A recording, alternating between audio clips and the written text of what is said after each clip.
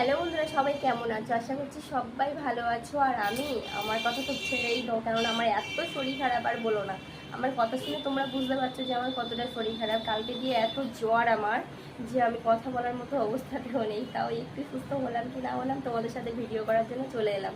তো যাই হোক কিনা, আমার মাম্মামের শরীরটা তো প্রচণ্ড খারাপ। তোমাদের আগের ভিডিওতে বলেছিলাম যে আমার মাম্মামের শরীর খুবই খারাপ।